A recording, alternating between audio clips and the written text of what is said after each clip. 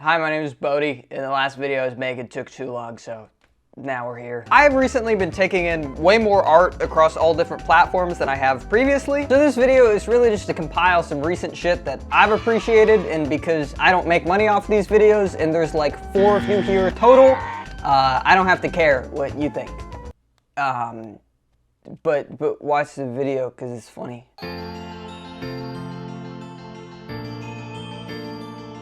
This was the time of year where I didn't want to touch my Switch backlog, so I opened up my DS like that was any better. But I was not expecting this to be the best decision I've made all summer. Animal Crossing New Leaf was almost exactly what I needed while traveling around. And with my only exposure to the series being New Horizons and Pocket Camp, which fuck you for whatever thought that you just had, judge me if you want, but I had a medical condition called, min-maxing a phone game. Now, one of the first things that I very much appreciated about New Leaf was the progression. Immediately after arriving in your town, which I apparently created in 2021, I don't recall this, I do not recall. You're given access to the shopping street with Timmy and Tommy's shop, the museum, as well as the entirety of your town to explore, and the town hall, where you get to do all your mayor stuff. I'm the mayor. Now, if you were to look at the equivalent of these things in New Horizons, yeah, that's like 2 real weeks. Day 1 in New Horizons gave you a shovel, and we just had to deal with that. What I mean by all of this is that it was nice to pick up the game and immediately have the full game. I didn't have to wait for Nintendo to remember their username and password to add Christmas. And yes, there are some shortcomings. I think that if you were able to add the storage and home design features from New Horizons, it wouldn't make me want to shit and puke every time I walk into my house in New Leaf. And Nintendo, I get it. It was 2012, technology wasn't as developed as what it is today. But even by 2012 standards,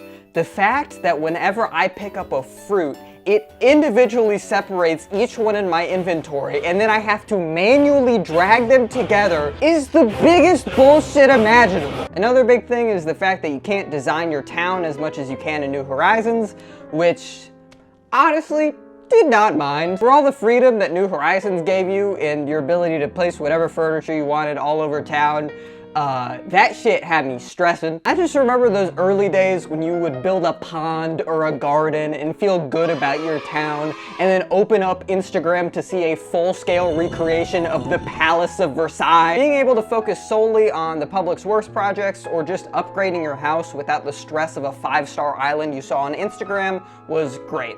But again, that fruit thing, man, like even by 2012 standards, you had Mass Effect 3, Max Payne 3, Persona 4 Gold, oh shit.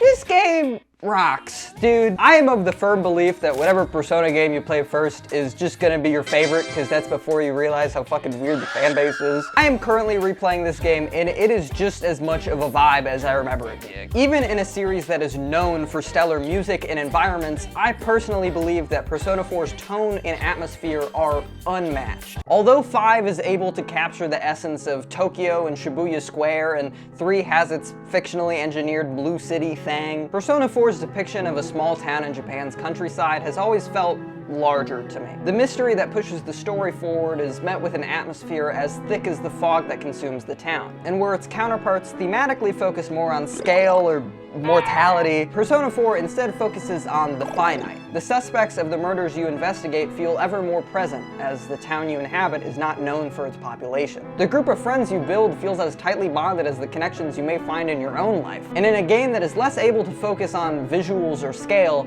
I mean, this shit came out on the Vita, you couldn't ask for much. It had to instead hone its writing and story. And although I have not finished Persona 3, looking at the abysmal pacing in the 30 hours I did play, I can confidently believe that Persona 4's characters and story are unmatched. Except by Vagabond.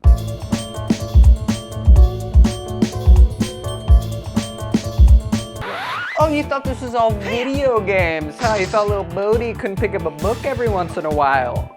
Well, I can. as long as it has pictures in it. There is a consistent trope in anime and just the hero's journey archetype that the protagonist encounters a wise old man who passes down some archaic knowledge to help Luffy find the One Piece. And I've always hated this trope because the protagonist has this big realization, even though the advice usually boils down to don't kill people because it's bad. But kill this one guy and then you're like totally good. It's gimmicky, it's overdone, and at the end of the day, the viewer doesn't connect to it in the way that they should with this kind of scene. This is not the case for Vagabond. Heaven and earth. As the 4 seasons between heaven and earth flow in an endless cycle, so too must man work his own way through his own cycle of seasons continuous. What the fuck, dude? I was not prepared for the deep spiritual teaching I would get from a funny samurai book. But I had to fucking doggy ear pages and pages of this shit. It was too good. I am 5 books in and he's already met like 4 archaic looking men, and yet somehow each one has met the expectations set by the one before. But I will say it is not immune to that anime filler fluff. Is the entirety of the 3rd book a single fight? Yes. Does it end in a draw? Yes. I can't stress this enough. I hate that. But with the incredible character work, writing, and beautiful, beautiful art all done by Takehiko Inoue, it more than makes up for that and seriously makes this one of the greatest pieces of fiction that I've experienced recently. And I'm not even halfway through the series. A series that is not finished and has been on hiatus since 2015, but we don't gotta talk about that. We're gonna let little Inoue, he's gonna take his sweet little time and he's gonna make it.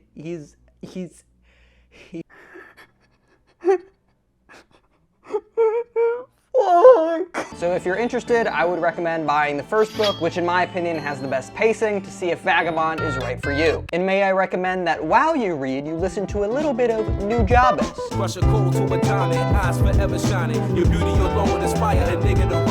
Now there is a very specific reason that I have decided to pair these two together. I don't know if it's because of Nujabes' work on Samurai Champloo, or if lo-fi beats and samurai are just genetically intertwined, but Vagabond and Nujabes make for almost a divine pairing. In what is believed to be the only interview he ever gave, he stated that the motivation behind his music were the things he thinks in his everyday life, the things he feels. The idea that the music he makes is a metaphor for these feelings, thus the album title. Nujabes himself was not a rapper or lyricist, so when he wanted to convey a message or feeling through his music, he portrayed it through his sound rather than explicitly stating it. And it's not only this concentrated expression of emotions, but also the emotions that he chooses to convey. I think that there's a lot of music that explicitly shows happiness or joy, but very little that is able to elicit a feeling of deep well-being. The music that Nujabes made was not only well-produced, deeply thought out, and just sound good, but also incredibly uplifting, especially when mixed with its baller-ass vocals. Every artist that Nujabes worked with completely understood the assignment. Not only do they portray the feeling seen in Nujabes' beats, but actively elevate them as well. Think Different, Thank You, Feather, and if you're in love, listen to Lady Brown. If you're not in love, listen to Everything in its Right Place. Oh no.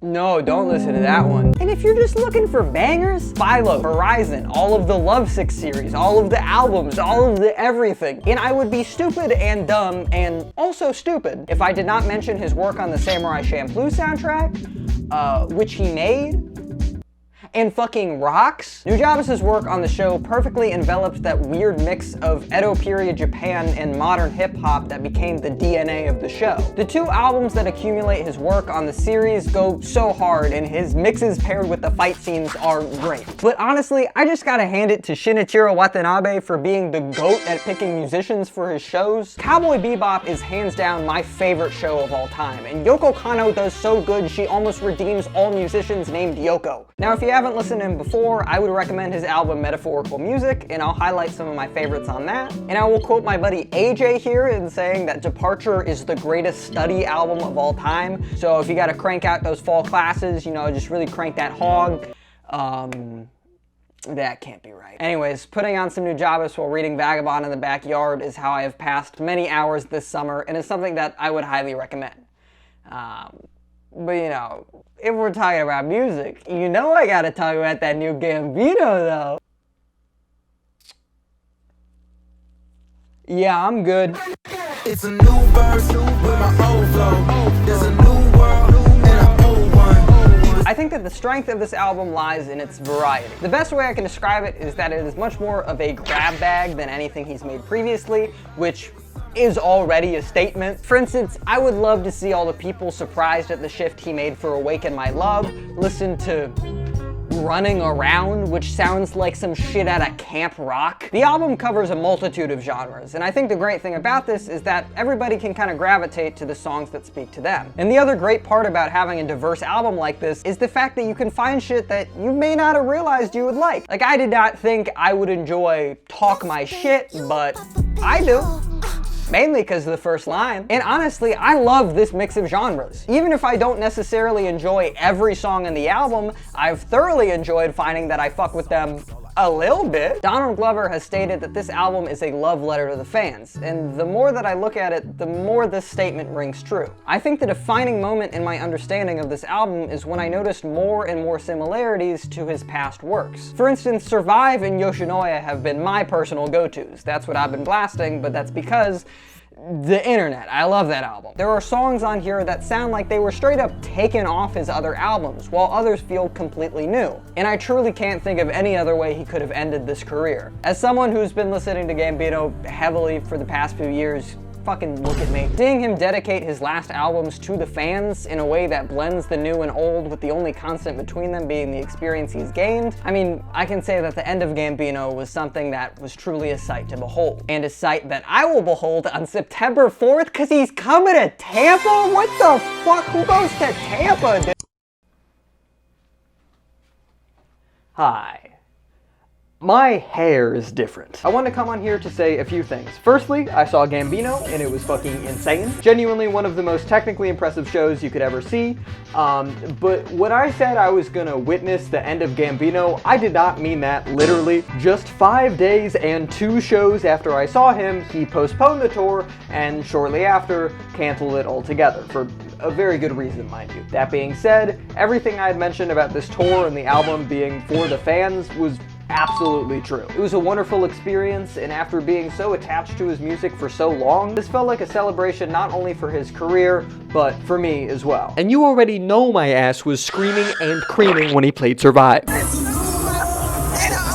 Also, I really want to get this video out today because it's now been a year since my first video, and I have not had the best upload schedule. I mean, I recorded this thing in July, and if I look at my calendar, it is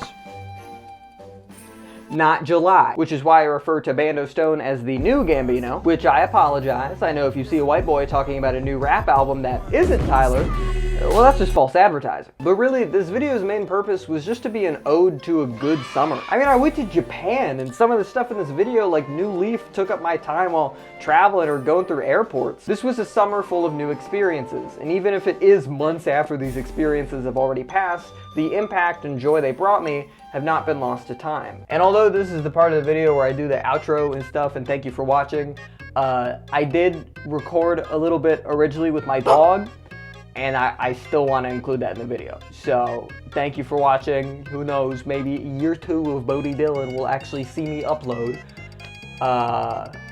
It will. That's a promise more to me than you. But yeah, he's my dog. Have a good one. Bye. Anyways, long live Gambino. Rest in peace, Nujabes.